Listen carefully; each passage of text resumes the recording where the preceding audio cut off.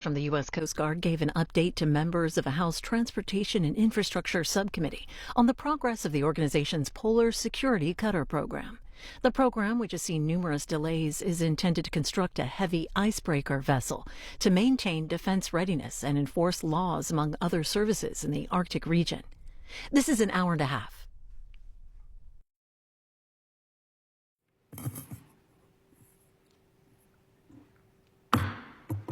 Subcommittee on Coast Guard and Maritime Transportation will come to order. Yes, unanimous consent that the chairman be authorized to declare a recess at any time during today's hearings without objection, so that ordered. Ask unanimous consent that the members not on the subcommittee be permitted to sit with the subcommittee at today's hearing and ask questions without objection, show that ordered. As a reminder, the members are to insert a document in the record. Email us at documentsTI@mail.house.gov. Now recognize myself for 5 minutes for an opening statement. So today the subcommittee will receive testimony from the Coast Guard's ice-breaking recapitalization efforts and the ability of the service to meet its ice-breaking and polar region responsibilities. I'd like to welcome our witness today, Vice Admiral Peter Gautier, Deputy Commander for Operations, Vice Admiral Thomas Allen, Deputy Commandant for Mission Support, and Heather McLeod, Director of Justice and Homeland Security at the Government Accountability Office. Welcome, all of you. The United States has relied on the Coast Guard's persistent presence to demonstrate America's sovereignty in the Arctic since the United States acquired Alaska in 1867, and Antarctica since the Navy gave up the Antarctica icebreaking in 1966. The Arctic Coast Guard projects America's sovereignty in a region containing substantial resources that support a robust fishing industry, vast energy and mineral resources, and new routes to facilitate maritime commerce. Given this immense resources, it could come as no surprise that adversaries, including Russia and China, are working to assert themselves in the region, with Russia fielding 55 icebreakers and China deploying 4. At the same time, our nation has 2 operational icebreakers, one of which is dedicated to the service in the Antarctica mission in support of the National Science Foundation and is operating well past its intended service life. Not even John Rayfield, who's sitting beside me, as a subcommittee staff director, he wasn't even here when the Polar Star was commissioned in 1977. It's a long time. Yep. I didn't miss it by much. No. When was it? I came in 1980. Okay. To ensure continued polar ice-breaking capability, Coast Guard embarked on a Polar Security Cutter program that was intended to deliver 3 new icebreakers beginning this year.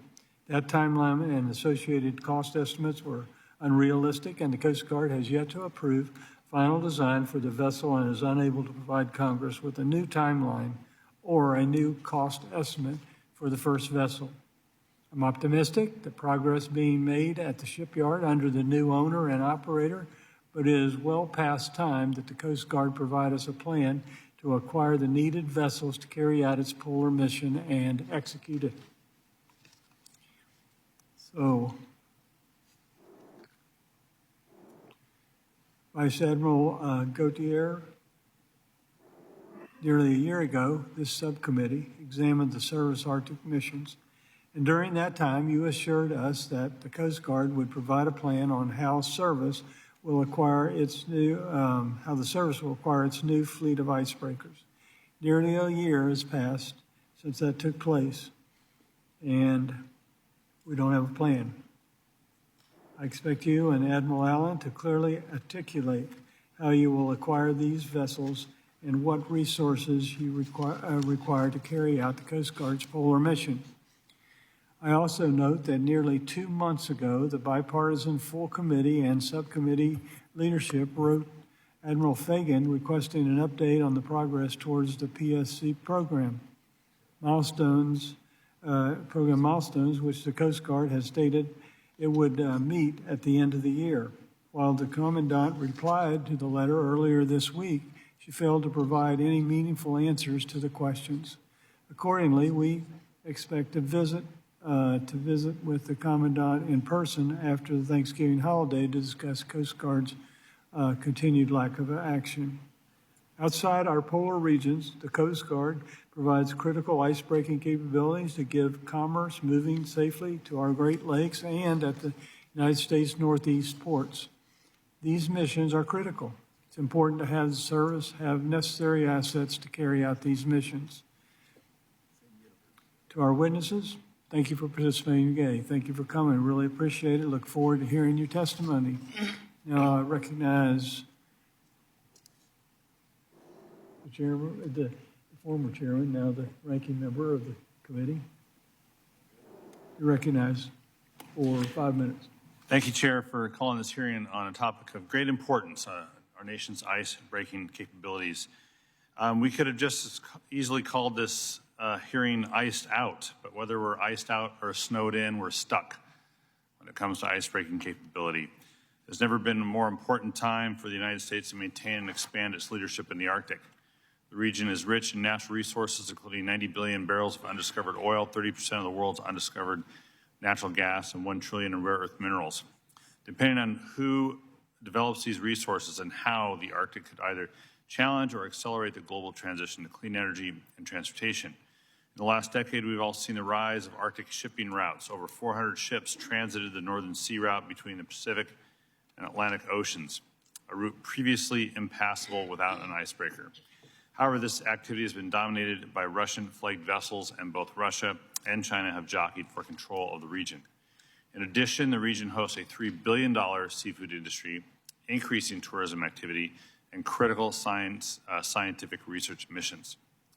So to do any of this work in the Arctic, the U.S. relies on the Coast Guard and its icebreakers to represent our interests in the region, including leadership roles on international bodies governing navigation, search and rescue, vessel safety, fisheries, and pollution.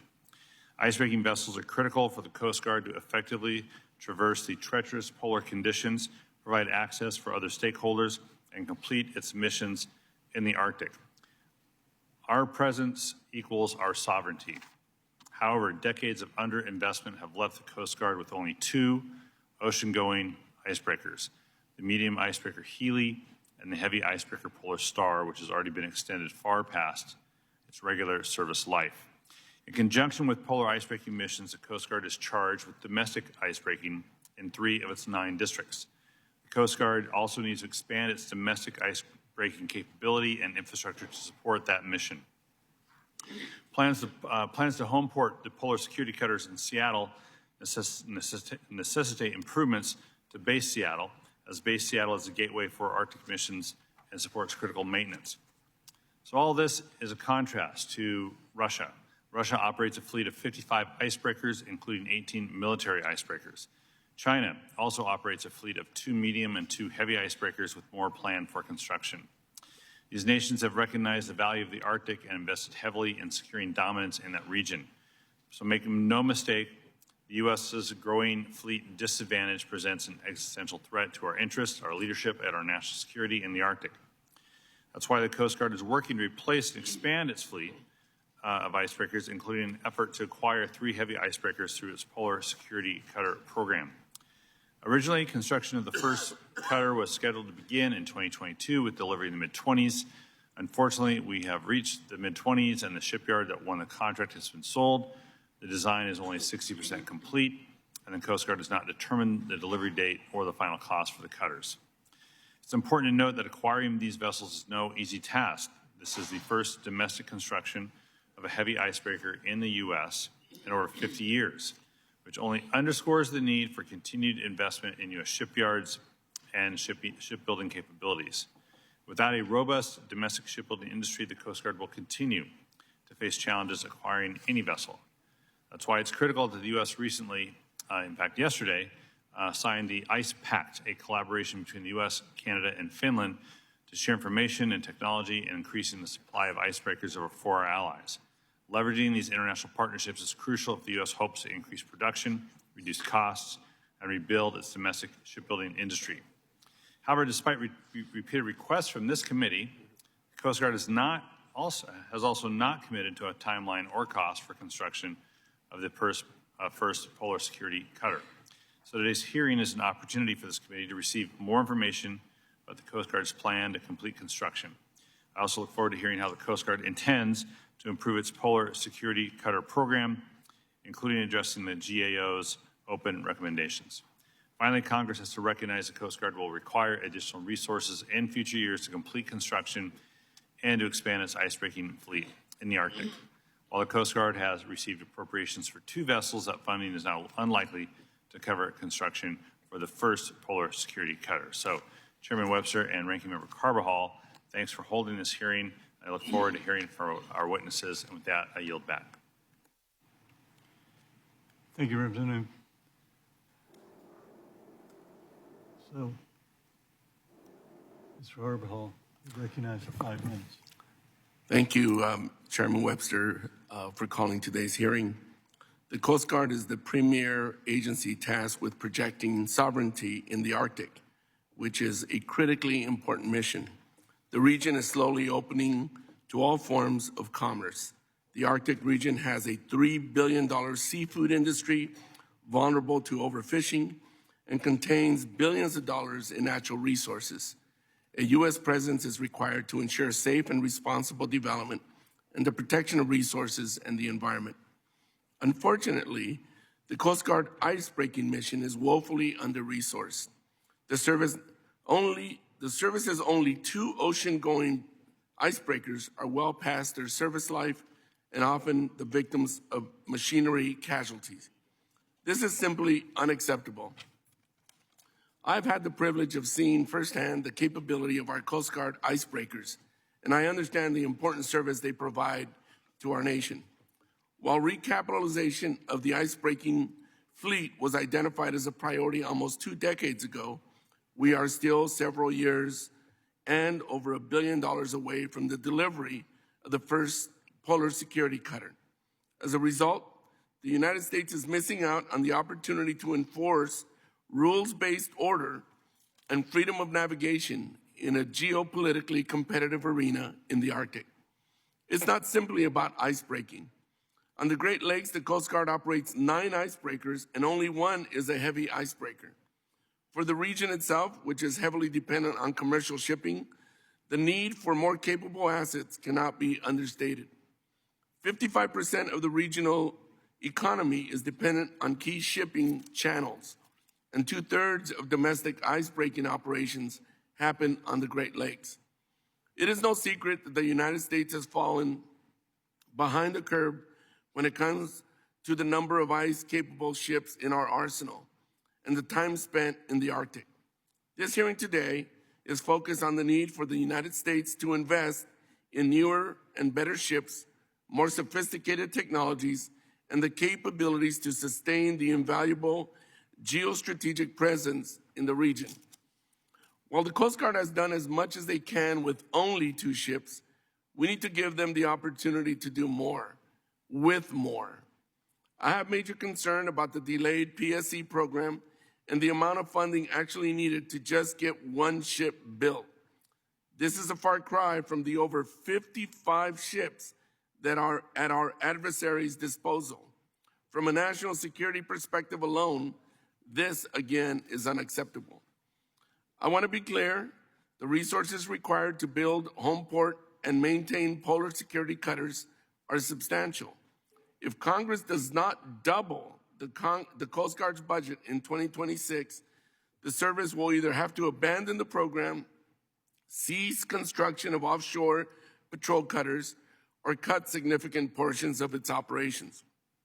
The House passed an authorization bill earlier this year that begins to appropriately resource the Coast Guard, and I implore my colleagues on the Appropriations Committee to follow suit.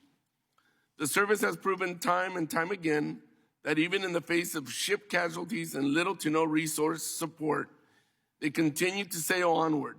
But How much can we keep asking of them? It's time for Congress to step up. I'm proud to advocate for America's Coast Guard and advocate for increased resources.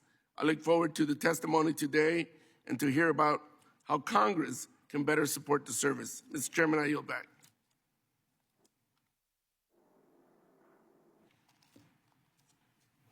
Thank you very much. Briefly, I'd like to take a moment to explain the lighting system. Green's go, yellow is slow down, red stop. Pretty simple. I ask unanimous consent that the witness's full statement be included in the record. Without objection, show that ordered. I ask unanimous consent that the record of today's hearings remain open until such time as the witnesses have provided answers to any questions that may be submitted to them in writing. Without objection, so ordered. I ask unanimous consent that the record remain open for 15 days for additional comments and information submitted by members or witnesses to be included in the record of today's hearing. That objection, so that ordered. As your written testimony has been made part of the record, the committee asks that you limit your oral remarks to 5 minutes. With that, Vice Admiral Gautier, you're recognized for 5 minutes. Chairman Webster, Ranking Member Larson, Ranking Member Carbajal, distinguished members of the subcommittee, good morning, and thank you for the opportunity, especially during this particularly busy time in Congress, to share your Coast Guard's important work to advance maritime safety, security, and stewardship in our Arctic homeland and across the entire Arctic region. Your Coast Guard is in greater demand today than ever before, and upholding our proud 234-year history of serving the homeland and providing national security beyond our borders, including in the high latitudes, remains a top priority. Through routine presence, meaningful engagements, and deliberate actions that strengthen maritime governance, the Coast Guard provides a full suite of missions and services to Americans living in the U.S. Arctic and preserves our national interests and promotes peaceful, stable, prosperous, and cooperative Arctic during a great time of regional change. With our unique combination of authorities as an armed force, a law enforcement and regulatory agency, and a humanitarian service, the Coast Guard is an ideal instrument for the nation to responsibly engage in this unique and challenging maritime environment. We're operating forward to address the safety and security of our Arctic residents and mariners who make their living there, home porting new cutters, investing in infrastructure and capabilities, prioritizing our operations in the region, and strengthening our international partnerships. And I'd just like to acknowledge a theme with your opening statements that the Arctic physical, operational, and geostrategic domains are changing rapidly, and that just drives increased demand for Coast Guard services. Russian and Chinese activities have dramatically increased in the U.S. Arctic. Between July and October, the Coast Guard monitored 3 Chinese research vessels operating above the U.S. extended continental shelf, as well as PRC Naval Surface Action Group and a separate Russian Federation Surface Action Group with our cutters and aircraft. And what's really notable, for the first time we witnessed the joint operation between the China Coast Guard and the Russian Border Guard in the Surface Action Group operating high in the Bering Sea, and that's a first. That just tells us that their Arctic cooperation is only expanding. The Coast Guard tracks these activities, and we continue to meet increasing presence with our presence along the U.S.-Russian maritime boundary line and within the U.S. EEZ. Through Operation Frontier Sentinel, we protect our sovereign interests and we ensure that behaviors are in keeping with international laws and norms. As this type of activity increases, our Coast Guard will ensure the international rules-based order is maintained and the sovereignty of the U.S. is protected. I personally traveled to Alaska in early October, connecting with Coast Guard operational units and partners throughout the region. Local and indigenous groups are alarmed about Russia and Chinese activities in their backyard, the growing risks to the maritime environment from increased shipping, and the existential threat that they view from climate change. Coast Guard units in the region perform exceptionally under some of the most austere operating conditions on planet Earth, covering an EEZ greater than the lower 48 combined. However, our units are facing readiness challenges that threaten our ability to continue to meet the growing demand for our services across the Arctic. We're experiencing historic shortfalls in maintenance funding and a shrinking military-industrial base that impacts material readiness of our assets. Our current shortfalls in personnel and material readiness create an imperative for action to adjust our force structure and posture and operate differently. Looking forward, we must continue to evolve how the Coast Guard operates, utilizing more capable assets and, with your support, increased resources to meet the critical demands that continue to grow both in breadth and in consequence and complexity. Coast Guard presence and leadership in the Arctic has never been more important than it is right now, and our service continues to be the right investment to protect the American people and the homeland. Thank you for the committee's enduring and strong support for America's Coast Guard, and I look forward to your questions. Thank you very much. Next, we have Vice Admiral Allen. You're recognized for 5 minutes. Good morning, Chairman Webster, Ranking Member Larson, Ranking Member Carvajal, and distinguished members of the subcommittee. I'm pleased to be here to highlight the Coast Guard's continued investment and presence in Alaska, the U.S. Arctic, and the polar regions. The Coast Guard is working hard to meet growing mission needs in the polar regions. The service remains a unique instrument of national power, supporting national security and strategic objectives around the globe. As Deputy Commandant for Mission Support, I am focused on delivering solutions that equip our people with assets, tools, and support to project U.S. presence and mission capability in the high latitudes. The polar regions are experiencing an ever-increasing rate of change, requiring assets, systems, and infrastructure to enable Coast Guard operations in some of the harshest and most remote environments on the Earth. While the strong support of the subcommittee, the service is prioritizing significant acquisitions and modernization programs to meet national demands. I'm clear-eyed about the challenges that we face in recapitalizing the nation's fleet of polar icebreakers.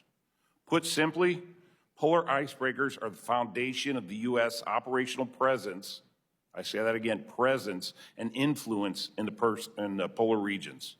Our nation needs these multi-mission cutters to provide assured year-round access and the resulting security to our national interests in the high latitudes. The Coast Guard is diligently working with Bollinger, Mississippi Shipyard, building the Polar Security Cutter. And thanks to enormous efforts from many dedicated people, I am very pleased to report that we are on track to seek approval from the department to begin production by the end of this calendar year. The Coast Guard works with the U.S. Navy as part of an integrated program office to design and deliver at least 3 polar security cutters.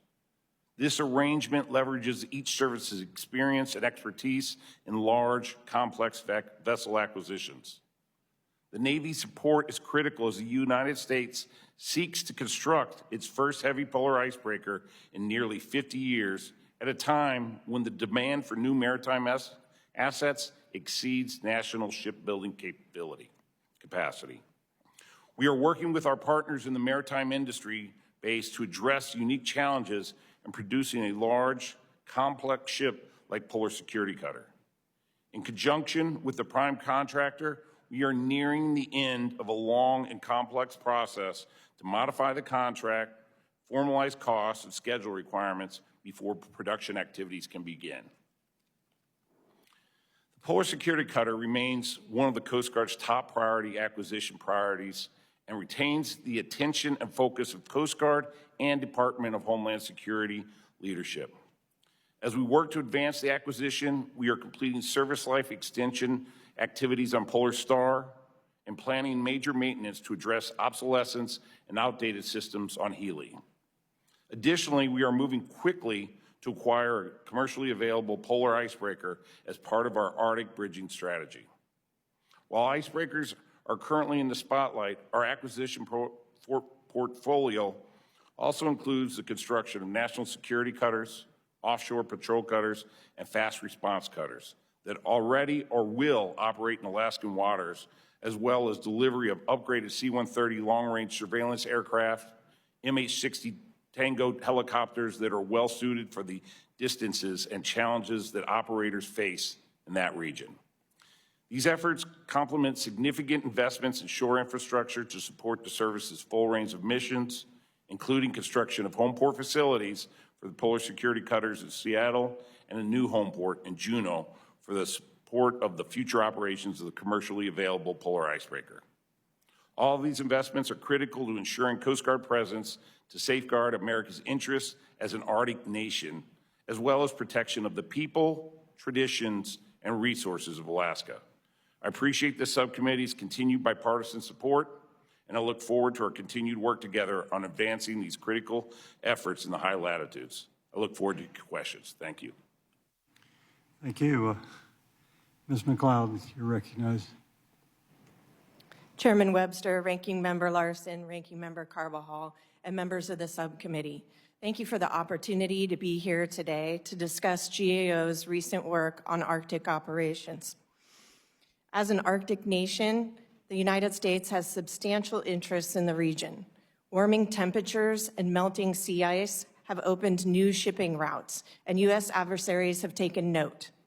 This includes growing interest by Russia and China as they seek greater access to the region and its resources. This has become even more evident as the United States has monitored Chinese and Russian military vessels conducting joint exercises in Alaska, off of Alaska. My testimony today will focus on two main areas: Coast Guard efforts to assess Arctic risk and challenges the service faces in carrying out its missions in the region. As you know, Coast Guard plays a key role in United States Arctic policy. Our work found that the Coast Guard has done a good job of assessing evolving risks in the region, such as those resulting from increased vessel traffic. These may include greater chances of incidents like oil spills or ships in distress. The Coast Guard has also taken steps to manage risk by deploying cutters and aircraft to the region during times of peak maritime activity. But the Coast Guard has not fully tracked the time and resources spent on its Arctic activities. Complete information on the assets used and the missions conducted in the region would help the Coast Guard better monitor use of its resources and enable it to make more accurate assessments of future needs. In prior hearings, we've discussed Coast Guard recruitment and retention challenges that affect the service's ability to carry out its missions. And workforce shortages continue to be an issue. Our work has found that the Coast Guard asset and infrastructure challenges can negatively impact retention. These issues are particularly acute in the Arctic. Related to assets, reliance on an aging cutter fleet and the need for additional capacity has hindered the service's ability in the activity in the Arctic. The availability of the Coast Guard's two aging icebreakers is also limited, given the substantial maintenance required to keep them operational. As discussed, to address this gap and maintain reliable Arctic operations, the Coast Guard is procuring 3 new heavy polar icebreakers, known as Polar Security Cutters. However, as GAO has previously reported, this program has experienced design challenges that have caused significant delays. In addition to its asset challenges, limited infrastructure further hinders Coast Guard's ability to conduct missions in the Arctic. For example, the Coast Guard operates its forward deployed helicopters from a leased aircraft hangar in Alaska because it lacks its own infrastructure. In 2019, GAO reported that almost half of the Coast Guard's shore infrastructure was beyond its service life, resulting in costly project backlogs. At that time, the backlogs totaled at least $2.6 billion. Our updated preliminary analysis shows that this total is likely now close to $7 billion. This is particularly concerning in the Arctic because there's limited infrastructure to begin with.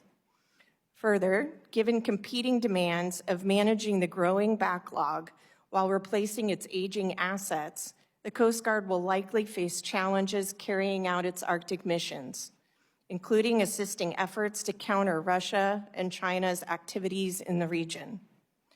In closing, the Coast Guard has a critical role in protecting U.S. interests in the Arctic.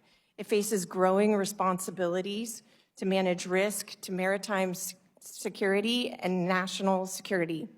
Conditions in the region continue to change. GAO has made recommendations that could help the Coast Guard improve its planning, acquisition, and data collection efforts. Implementing our recommendations will help the Coast Guard to better manage its Arctic-related resource needs and ensure the service is able to meet its growing responsibilities in the region. Chairman Webster, Ranking Member Carbajal, and members of the subcommittee, this concludes my prepared statement. I'd be happy to answer any questions you may have. Thank you. Thank you very much for your testimony, all three of you. Now we turn to questions from the panel. I recognize myself for 5 minutes for questions.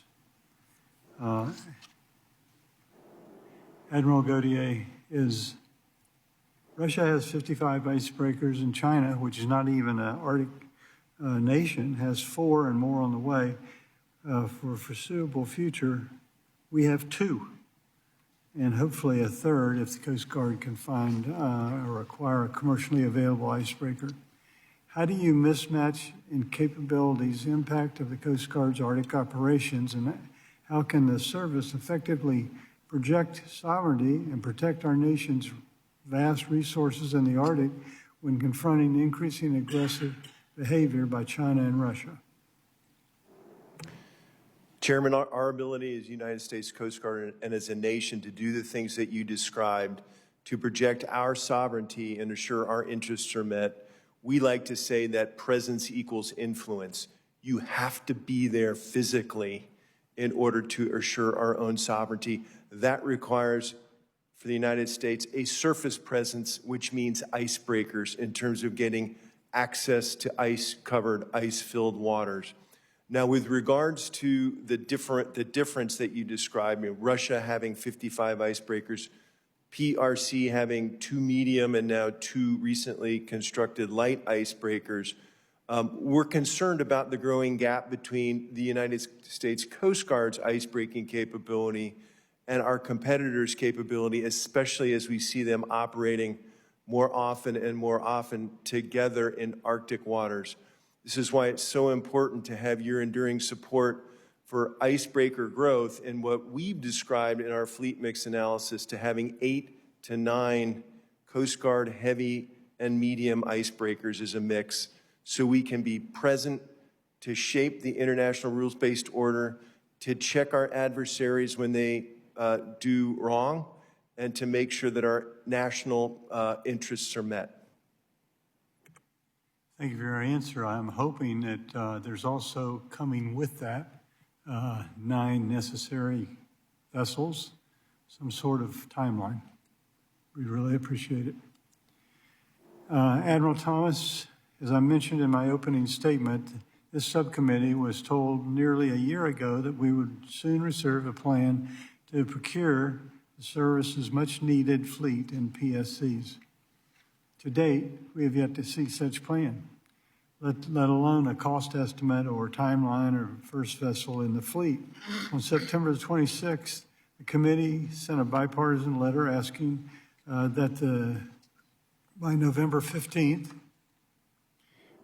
service be provided the committee with a determination on reaching sufficient design maturity to allow for a decision to proceed to full production, whether the prototype models of hull can be used in construction, and the cost estimate for the first PSC, timeline for construction, and whether the funds appropriated to date for the PSC will be a sufficient number to cover the cost of the first PSC.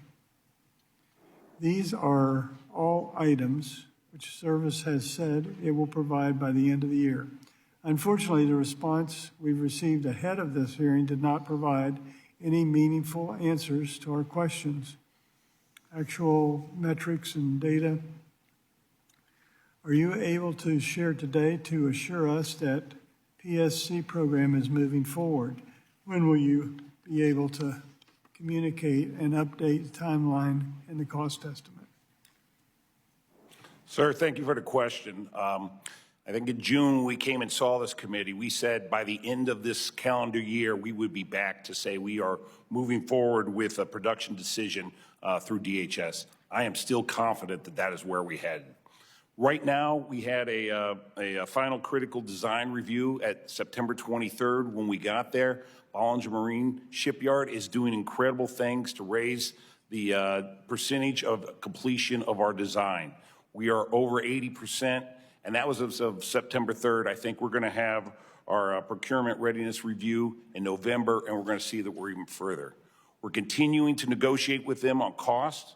We are continuing to work with them for the production readiness review with our prototype fabrication assets that are really providing the baseline and the foundation of the Polar Security Cutter. What I think is, sir, we are going to seek from DHS in mid-December a approval for a production decision, and we will have that by the end of this calendar year. Okay. Well, we're counting on it.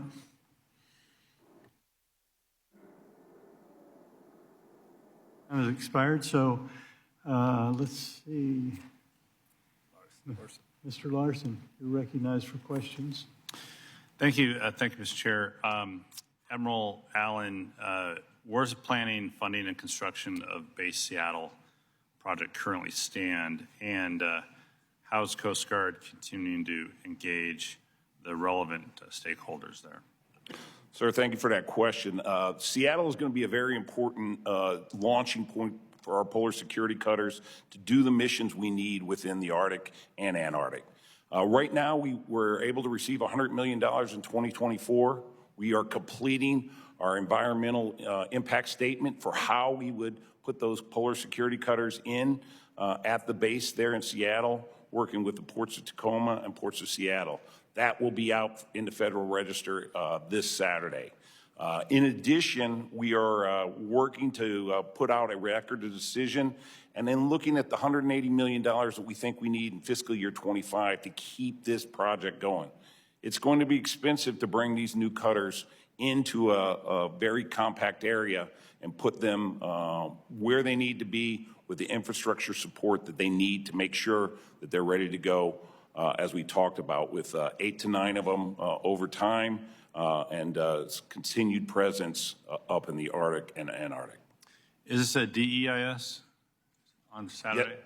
Yes, sir, the PEIS, yes, sir. The draft, okay. And then how are you engaging with the stakeholders there? So, sir, we've been up there a couple times. I'm going to be there again next Thursday to talk to them. Now that our Federal Register announcement will be out, they'll be able to see what our alternatives are, and the one that we have selected as the best for the Coast Guard.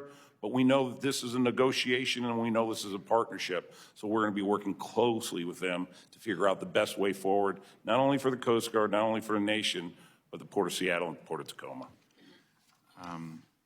Mr. Cloud, which of the GAO's open recommendations for the Coast Guard's icebreaker programs are the highest priority, both in respect to the urgency and the potential for benefit?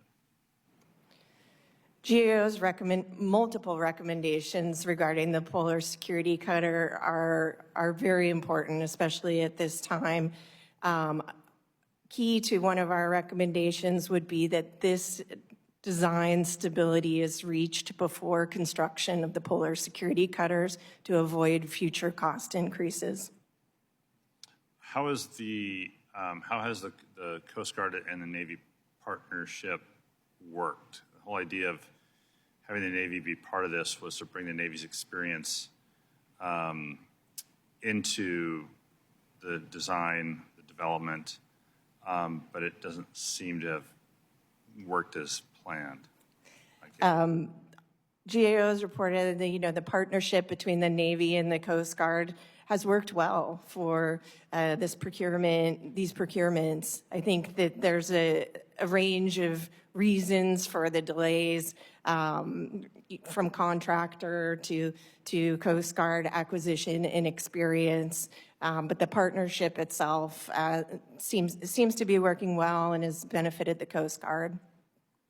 Admiral Allen, how's the Coast Guard planning to address the remaining open recommendations, which are double-digit? So, sir, I think when you look at the recommendations that they're making, it's always good to have someone looking over your shoulder correcting your work, and I think they're providing us a lot of goodness as far as that goes. I think what we're trying to do is make sure that we are incorporating as many of those recommendations in the way forward, because I think they have the same goals we do.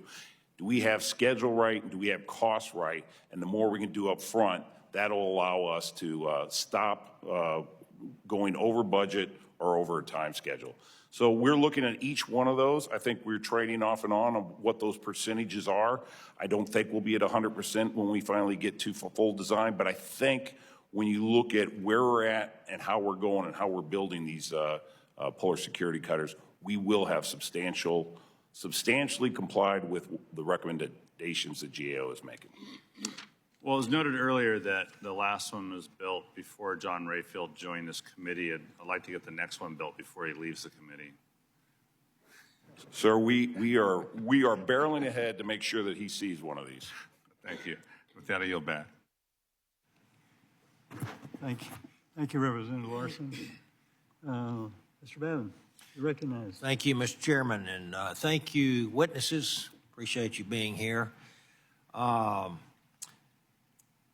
As the sea ice in the Arctic recedes, Arctic routes remain open for longer periods of time. We're all reading about that. They're staying open each year longer. This has resulted in a drastic increase in military and civilian maritime traffic. Just last month, China's Coast Guard claimed to transit the Arctic Sea for the first time, and both Russia and China have announced their intentions to take advantage of the new shipping routes. Over the long term, how does the Coast Guard plan to meet the threats of our adversaries and protect freedom of movement in the Arctic? And this is for you, Admiral Gautier. Congressman, in a couple of different ways. First is through resource growth, and we actually have made tremendous progress in doing things like recapitalizing our C-130 fleet from an older C-130H to a C-130J in Kodiak, by shifting our helicopter fleet from a mixed H-60 and H-65 fleet into an all H-60 fleet out of Kodiak. It's by home porting additional fast response cutters. It's by bringing this commercially available icebreaker into play. In terms of that, we have a long way to go, and I think that's a theme of this particular hearing in terms of the growth necessary in terms of polar security cutters. But, sir, we also need to operate differently, and that's why we're investing more in forward operating locations where we put our helicopters and our Coast Guard members closer to the area of operations where the fishermen are moving and where our competitors are operating. Yes, sir. Thank you very much. And also, for whoever can answer this, if Admiral Allen or anyone else, Ms. McLeod, you too, we've been following the icebreaker collaboration effort, or ICE pact, between the United States, Canada, and Finland.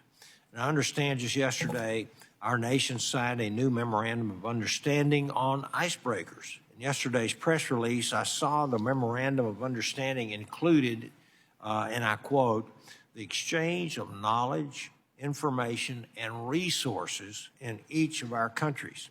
Given the timeliness of this hearing, I'd like to give you just a minute to discuss what you see in terms of the expectations of this committee and Congress at large to support this new initiative. If you could specifically dive into the word resources piece here and what you expect Congress to be involved with, I would sure be very appreciative. Admiral? Yeah, in keeping with the nature of your question, we're pretty excited about the promise of ICE Pact. As you mentioned, it was signed yesterday. Secretary Mayorkas was the signatory on behalf of the United States. This is a launching pad for a tremendous amount of possibility. With the collaboration of the U.S. and two of our allies, we really think that there's a lot of promise in terms of the sharing of research and development, information technologies, workforce knowledge, and so on, that it'll better enable us to collectively build more and more capable icebreakers at better costs moving into the future. We've just begun to form a number of work groups. The Coast Guard's in charge of 2 of them, so we'll all have to stay tuned on the progress made and how and we can collaborate with Congress to make this a success. Thank you. I still have some time left, so I wanted to ask another question. The Coast Guard and Navy are planning to invest more than $11.8 billion to build and maintain 3 polar security cutter heavy icebreakers. The first ship was scheduled for delivery this year, but at this point, we're hoping to get it before the end of the decade, lamentably. Given the importance of Arctic operations, what is being done to prevent operational gaps?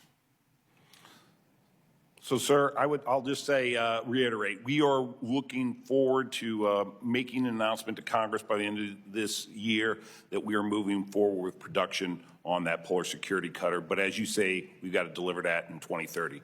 One of the good news stories, I think, and through the help of this committee and others, the commercially available polar icebreaker, we are also going to say that we're going to have that in the Coast Guard inventory by the end of this fiscal year. If you were to take a look at it today, it's painted about a quarter of the way Coast Guard icebreaker red. It's underway today with a team from the owners and ABS doing an evaluation, and in the future weeks, we're going to be able to get on that vessel and be able to understand how we can operate that within the Arctic. And it's a proven vessel that's operated in the Antarctic and the Arctic. We'll need that $25 million in fiscal year 25 to crew and provision that vessel, but I think we're working to close those gaps through some of our acquisition programs. Excellent. Thank you, Admiral, very much. I'm out of time, Mr. Chairman, so I yield back. Thank you. Thank you very much. Representative Carbajal, you're recognized for 5 minutes. Thank you, Mr. Chair. Admiral Allen, the Coast Guard icebreaking requires coasties to operate the cutters. You are currently operating at 10%, down 10% of your workforce. Are you confident that you will have the requisite personnel to operate and maintain the PSCs while conducting other missions? Sir, thank you for that question. One of the things I'd like to say is that we are making great advancements on bringing crews into the Coast Guard. Last year, in fiscal year 24, that was our best year for bringing people into the Coast Guard since 2007. That's across active duty, reserve, and our enlisted workforce. We have all of our companies that are going into Cape May full up through March. So we are starting to close that gap, but we've got a long way to go, especially with the growth that we have. So we are going to continue to work with this committee and work with others to understand where our highest priority needs are, how we're moving people to those areas, and making sure that we are continuing to bring in recruits at the highest numbers we can based upon our support infrastructure to meet that need. Moreover, do we have the infrastructure available to house and support these members assigned to these assets, whether in Seattle or Alaska? Sir, thank you for that question. I think when the Commandant was here in front of you, she told you that the Coast Guard needs to be a $20 billion organization by 2033, and that we need to be have a $3 billion PC&I budget immediately, growing to $4 billion by 2033. I would tell you that as we make trade-offs within our own budget, a lot of times we are trading offshore infrastructure. We are trying to bring in the capabilities, the OPCs, the PSCs, 60s and C-130s, and we are relying on Congress's help through the unfunded priority list to help us with that shore infrastructure. So no, I don't think we have that in there right now.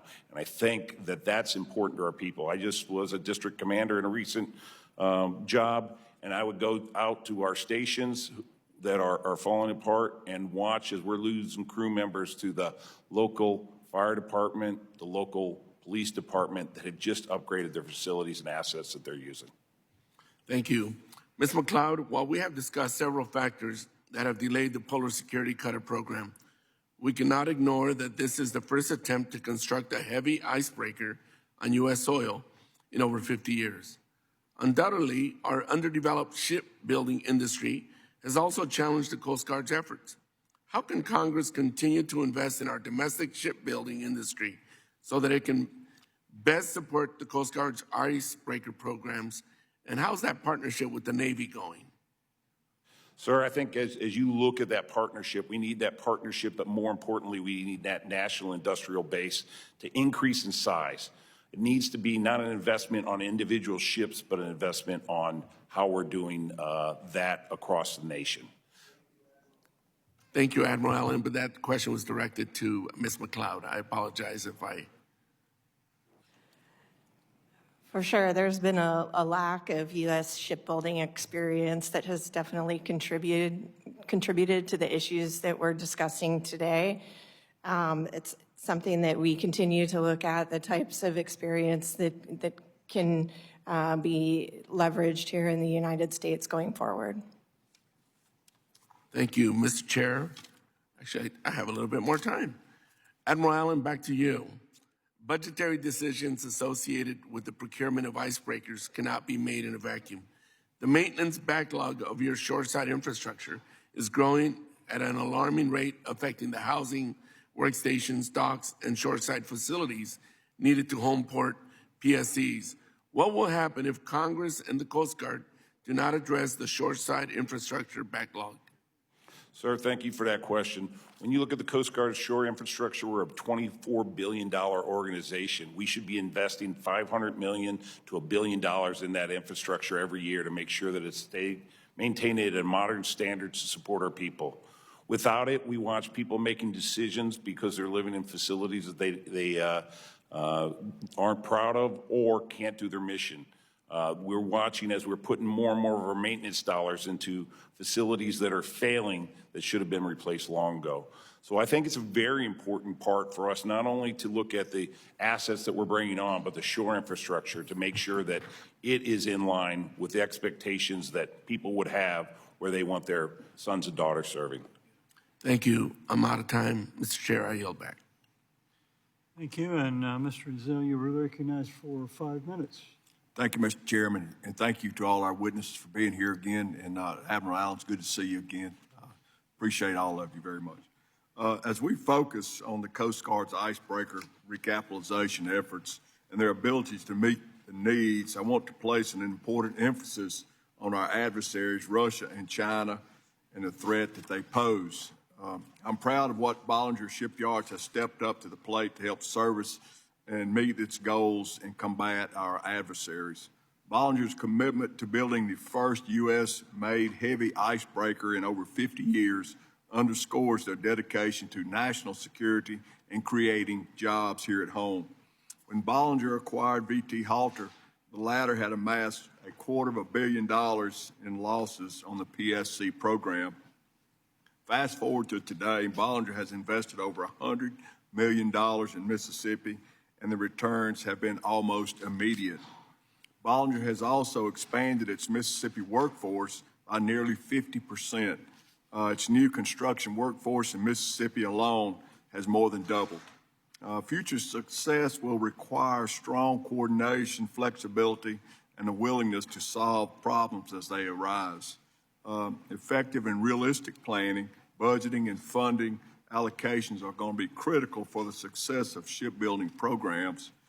Endless studies by the government fail to produce realistic assessments which diminish competition among American shipyards.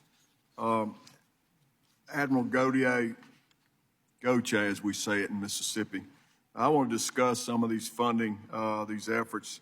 We know that there's a shortfall in funding. Uncertainty of surrounding award methods have led to reallocating funds from other programs from fiscal year to fiscal year.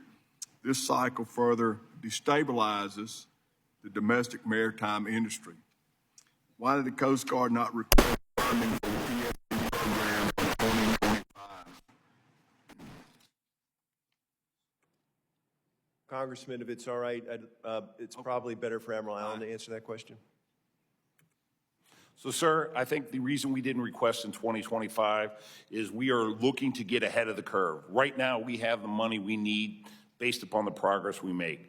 However, to your point, we've seen a lot of that progress made in just a short period because Bollinger Mississippi Shipyard has been involved, has been engaged, and they're bringing in the right people to make this thing not just an idea, but a way forward. So we are looking forward to doing that. I think we will be requesting additional money for our ship, but I think that will come as we finalize arrangements and negotiate the final cost. Very good. Going back to the activity of our adversaries, I was encouraged that on the very first page of your testimony, you addressed the increased presence of the PRC in Russia, including unilateral and combined military and Coast Guard activities we're seeing now in the U.S. Arctic. Can you please expand a little bit on how the Coast Guard's Arctic strategy and implementation addresses these concerns? Congressman, first off, the increased presence that we're seeing from PRC forces, both Navy and Coast Guard, is not a surprise because they've actually told us they intended on doing that through their Arctic strategy in terms of having an increased presence up there. So not a surprise to us. Our key element here is to meet presence with presence to assure our national sovereignty. Usually they're there seasonally in the summertime, and although it's been going later into the fall. So we've been mobilizing some additional national security cutter time to operate in and along the maritime boundary line and in the Aleutians to make sure that in conjunction with the Department of Defense, because they also share a presence and a responsibility there, that we are there when our competitors are in or near our exclusive economic zones.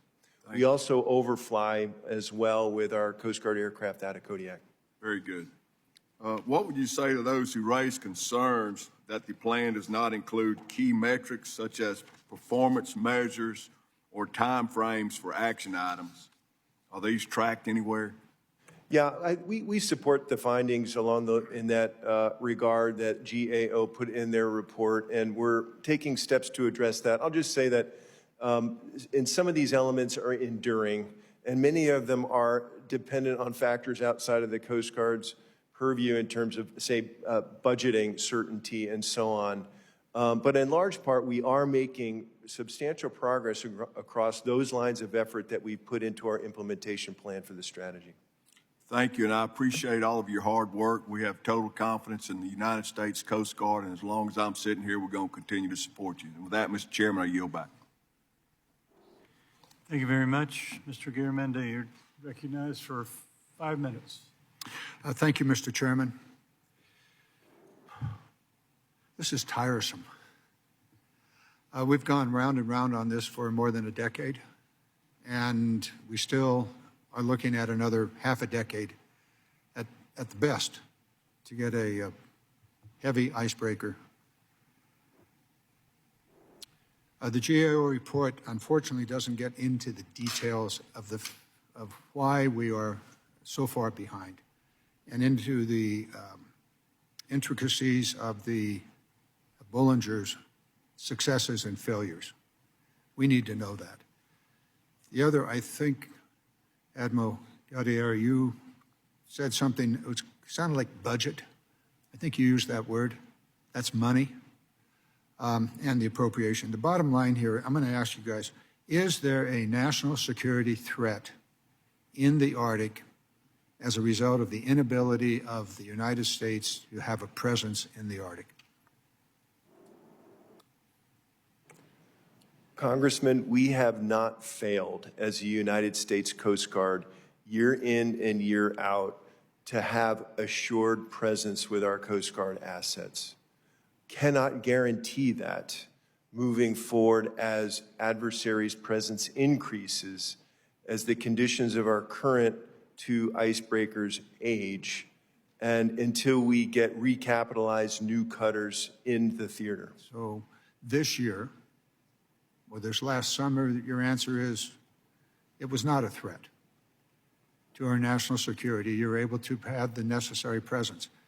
Did I hear you say that next year there may be a national security threat for lack of an operable icebreaking capacity in the Arctic? Congressman, I acknowledge we have a national security threat now from increased presence of competitors and working together in ways that we have not seen yet. The challenge is, how do we ameliorate that threat through Coast Guard and U.S. How do we mitigate that threat?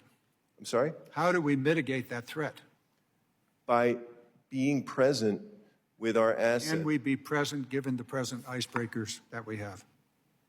I'm sorry, Can we be present given the icebreakers that we currently have? we have been, and we can continue, but we are at risk without recapitalizing these icebreakers to be present.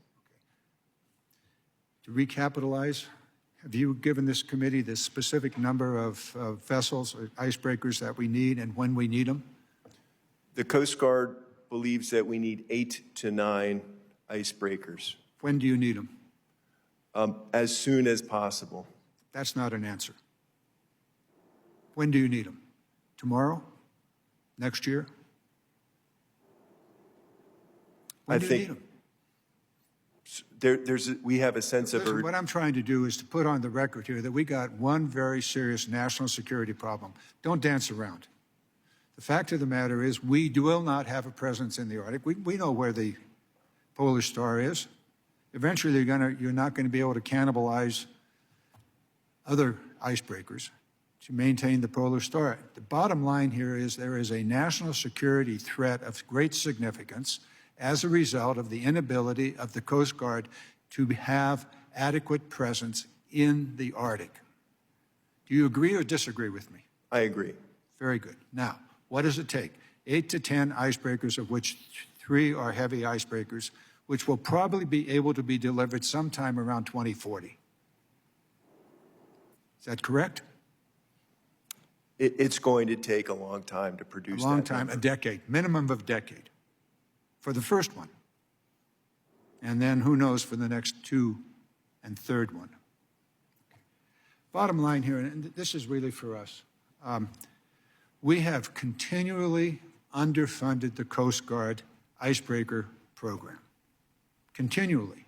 And unfortunately, the Coast Guard has not sounded the red alarm and laid down, give us the money or we cannot do it.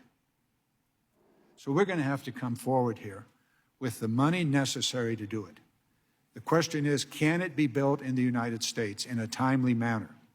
There's plenty of indication the answer is, we ain't doing very well now. So we're going to have to rethink this. We're going to have to rethink it. If you need 8 to 10 now, next year, year after next, the only way we're going to do it is to rethink how we're going to get those icebreakers. Made in America? Nobody's been stronger on that than I have over these years. But we're failing. Our industrial base has failed us. And frankly, the Coast Guard has failed us by not sounding an alarm loud. Mr. Chairman, thank you for the time. Thank you very much. Mr. Devine? So, Mr. Andrew, you recognize for 5 minutes. Okay, I didn't hear you, Chairman. Thank you, Chairman. Let me start by saying I want to associate myself with the remarks that Mr. Garamundi made. I think he's on target and he's on point, and I want to dig into that a little bit.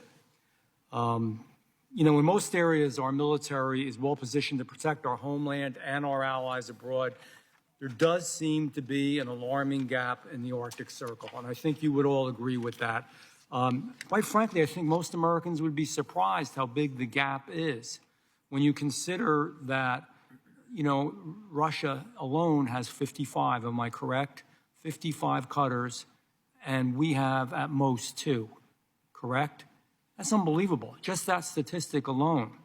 So we got to do everything in our power to ensure the necessary provisions are in place so we can bridge the gap in the Arctic and continue to protect our people and our allies. And I, want to say, and I think we all know that I'm more than willing to work across the aisle. I'm more than willing to work with everybody on this. I think we all are. It is dire. The main competition that we have is Russia and China. This is serious stuff. Russia, like I said, has 55, and they're going to expand their fleet. China is expanding their fleet. I mean, this is a big deal. It really is. So before I even go on, I want to get something clear in my mind. And Vice Admiral Allen, thank you for being here. I really do appreciate you. I know I ask hard questions. It's not a personal thing. It's really concern. And I respect the work that you all do. I want you to know that. But based on your response to my colleague from Mississippi, does that not mean the Coast Guard has sufficient appropriated money to complete Polar Security Ice Caterer 1? Do you believe that we have enough money to complete it? I think I know the answer. Sir, we do not have enough to complete the number one. The question is, how much more do we need? And we think by December, we will understand final contract negotiations, what that dollar amount is and what gap exists. We, again, on a bipartisan way, want to try to fight for that. I mean, you know, it's everything. I mean, I think this is kind of bipartisan, at least with most folks, peace through strength. I mean, we need the strength.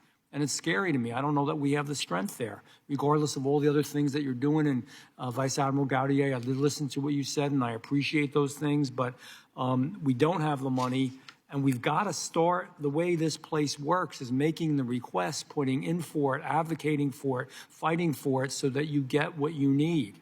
Everybody's at the trough. Everybody's competing. But this is stuff that crosses all boundaries and is really serious and real important. I'm curious. I wrote some of the questions down I wanted to ask. How did we get here? How did Congressman Garamundi said that this has been going on for a decade. That's longer than I've been here. This is my third term, and I can remember this discussion even now, which is on my 6th year. How did we get here? How did this multiple administrations through time, what went wrong? Something went wrong. We shouldn't have fallen this far behind. Please give me a candid and blunt answer. Yes, sir. So what I would say is the Coast Guard is a capital-intensive organization in the non-defense side of budget authorities. When you look at that, our percentage of increase every year is much lower than what DOD is, so we fall further and further behind each year. Creates our requirements to almost as a flat line since 2010 to make trade-offs. And a lot of those trade-offs are keeping assets going as opposed to reacquiring what we need. As the Commandant said, we need to be a $20 billion organization with 5% growth. That needs to happen by 2033. Or to your point, sir, we are not going to be able to deliver the Coast Guard that the nation is asking us to have. As we spoke yesterday about a different subject, and I appreciated your input and candor with that. I mean, with the cost of everything going up, it is of major, major concern with the inflation we have, which is still there. Costs are going up, as you know, exponentially in some cases. I think we need, I'd love to see us turn a page. You tell us what you need. Now, we can't guarantee just on this one subcommittee that we can deliver that. But again, across the aisle, and again, I associate myself with the remarks, Congressman Garamundi, the gentleman from California, made. I want it to sort of stop. I want to turn a new page. I want you to be working with us, that we're advocating hard. If we fail, so be it. But we should know what hill we're fighting on, what we're fighting for, how much we need, what we want to do. We've really got to get focused here. I don't want it to go on for another 10 or 20 or 30 years. I don't want it to go on to where we have a confrontation and literally the greatest country on the face of the earth can't deal with it. This is serious, serious stuff.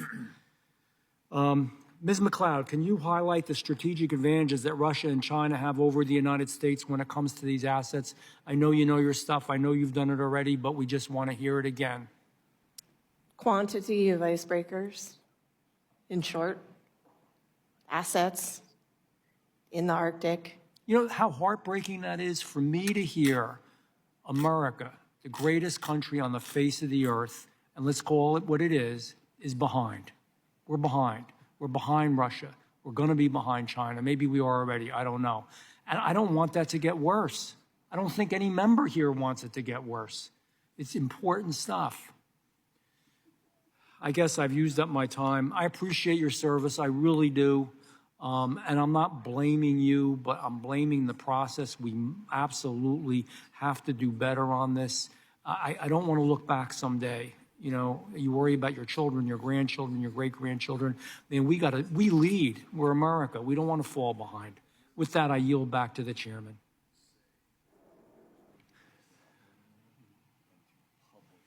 Ms. Peltola, you are recognized for 5 minutes. Thank you, Mr. Chairman. So the benefit of being a low-ranking member is that most of the questions have been asked. And I'm really thankful that there have been a couple members here who have really been trying to dig deep on why the Coast Guard is so in the hole. And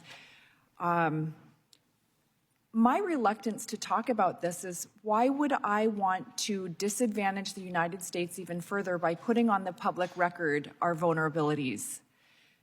But it's also been really frustrating, having known a couple of your enlisted members personally and having visited where they're stationed, the vessels they're on, hearing about how old the helicopters are.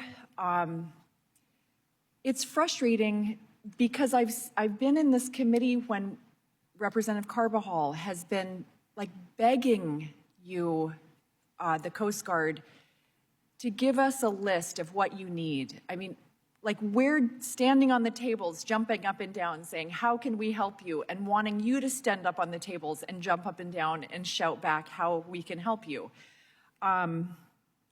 I know that there's concern about the Coast Guard being gobbled up into DOD and swallowed up by the Navy, and nobody wants that. I am such a fan of the culture of the Coast Guard and the work that you do and the way that you train people. And as an Alaskan, as the services you provide.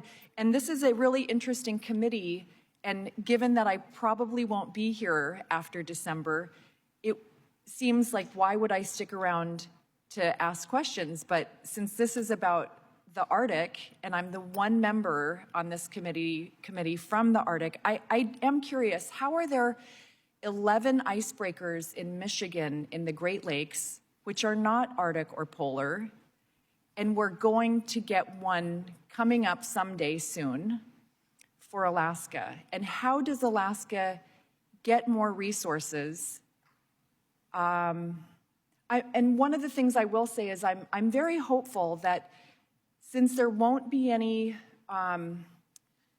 tug of war between the parties in any of the chambers of the White House, there should be a concerted effort just to resource up. And I was glad to hear Representative Van Drew talk about his concerns and all the members on the right-hand side, because it's now their time to shine. There's no excuses for saying, well, somebody didn't like somebody on the other side because of personalities or whatever. Now is the time. You know, I had prepared questions about Alaska, but I guess I want you to talk more about what your needs are in a delicate way, so we're not announcing it to all of our adversaries, but tell us how we can help you. Tell us a number. Give us a number to shoot for. Congresswoman, we do deeply appreciate the support of this subcommittee. You get us, and you've had enduring support for us. Take, for example, what you authorized, $3.5, $3.6 billion in our capital improvement element of the budget. If that could translate to appropriations, that will go a very long way in helping the Coast Guard. How we also transmit our needs is through the unfunded priorities list, through the budget process. And for the fiscal year 25, we have $1.4 billion of things on the unfunded priority lists that are actually quite crucial, just couldn't fit them within our top line in order to keep the Coast Guard operational, and a number of things that are particularly relevant to Alaska. We need help recapitalizing our aviation fleet to move to an all H-60 fleet, so purchasing more H-60s for the United States Coast Guard so we can pull the older 65s out of service. We need more C-130Js. We've recapitalized all those in Alaska, but we still have a ways to go in other parts of the country. We are now decommissioning our medium endurance cutters without replacement. It's very uncomfortable for us when you look at what's going on, in particular, say, in Haiti and in Cuba, and the potential for a mass migration. We need money for the offshore patrol cutters so we can get those in play as we decommission our older cutters. Those needs are replicated in terms of C5I, in terms of the people support, the housing, the child care centers that we need to make sure we get and retain the best people. So the needs are urgent. The unfunded priorities list is a good place to start, and we do appreciate your support.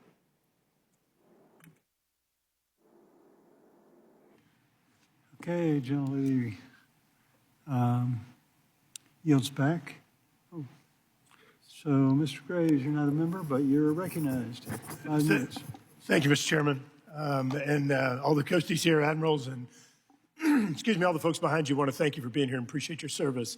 Admiral, I heard Congressman Van Drew and others talking about the Arctic. Obviously, Congressman Peltola has been a big advocate and supporter in educating the committee and following in the footsteps of Congressman Don Young and advocating for that state.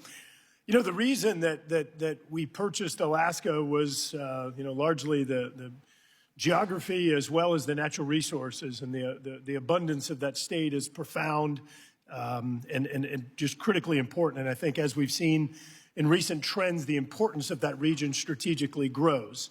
And y'all have talked much about access to the Arctic in terms of icebreaking capabilities. And again, heard Congressman Van Drew talking about the disparity in capabilities in the United States in terms of our heavies.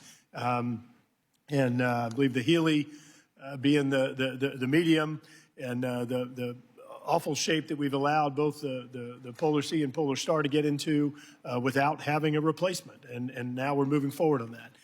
We have pushed the Coast Guard now for, probably the entire time I've been here, to do something to acquire better icebreaking capabilities. And of course, one of the solutions whenever the withdrawal of energy production in some areas of the Arctic, the IVIC became available, and the Coast Guard pushed back, and I thought it was a mistake then. And I think that we were right in our position. The Coast Guard believed that if they acquired the IVIC, then they weren't going to be able to get the funds from Congress to build a heavy. I think you can do both, and now we're seeing we absolutely need to do both. So I'm glad that the Coast Guard included the IVIC on the unfunded priorities list. I'm glad that funds were provided. Can you now give an update on the status of that acquisition? Yes, sir. Thank you for that question, and thanks for the push on the commercially available polar icebreaker. We are making tremendous strides in that with the owner. They've already painted about a quarter of it Coast Guard icebreaker red. They've got it in the water today with ABS, and they're taking a look at those systems. And then we're going to be going on board to finalize negotiations and look how we, in the short time, crew that with those commercial operators. So it is going to be, I think, within the Coast Guard inventory before the end of this calendar year, and we will be sailing that up into the Arctic in 2026, the spring to summer of 2026. And do I recall that that's going to be home ported in Juneau?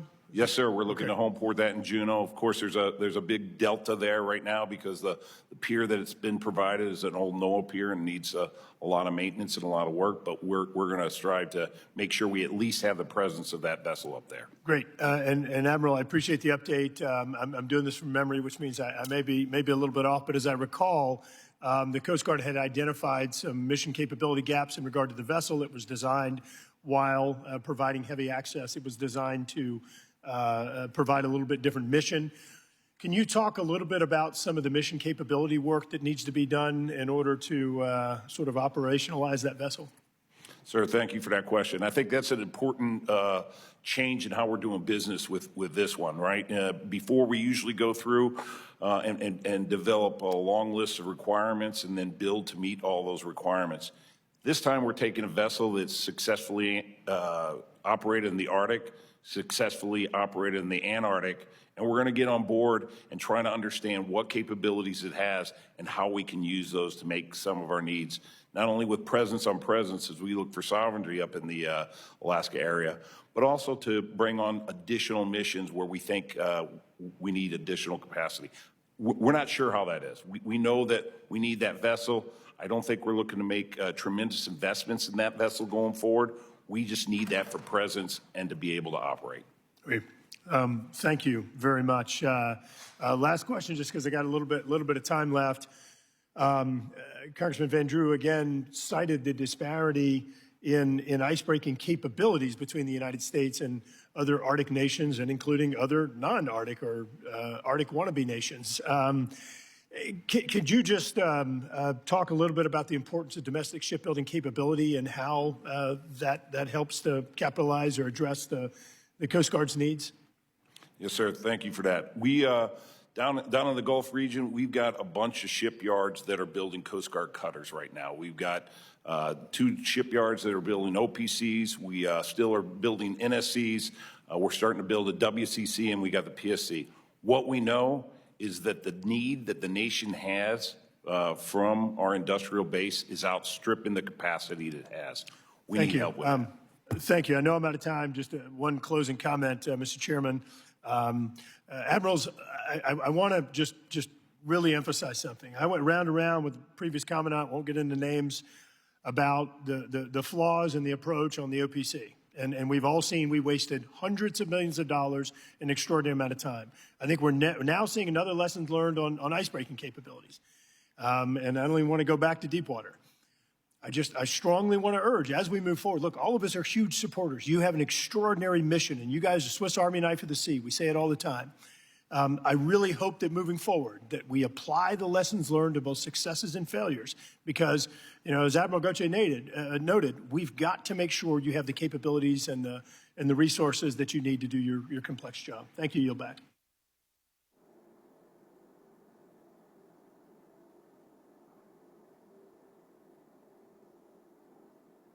Okay, sounds like we're on a second round. Mr. Garamendi, you're recognized. Well, maybe I'll take half of the 5 minutes very quickly.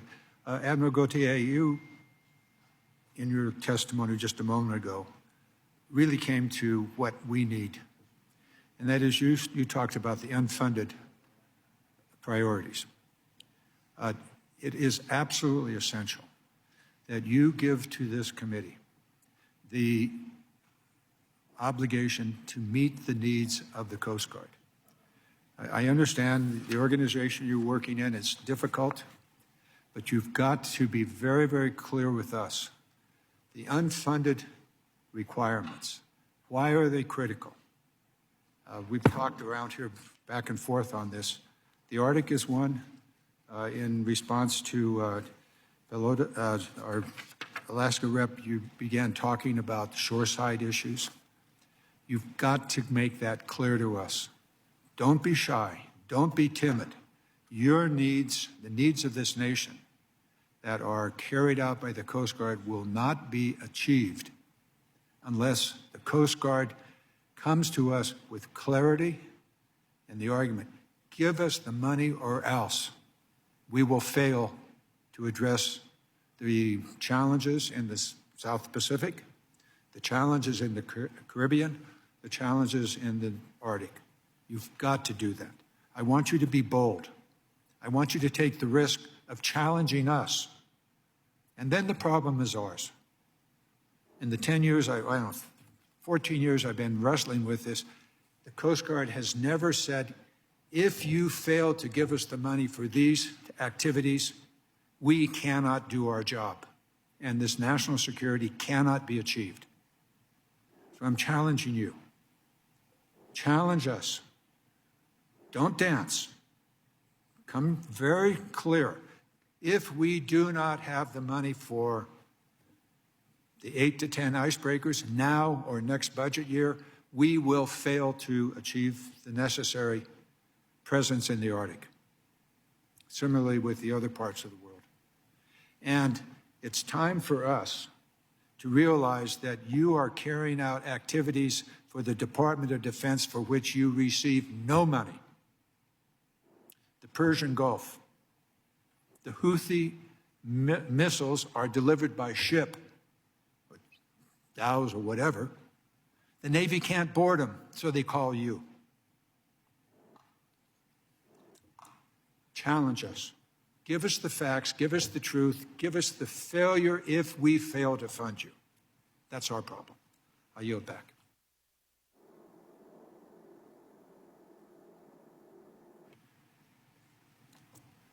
Well,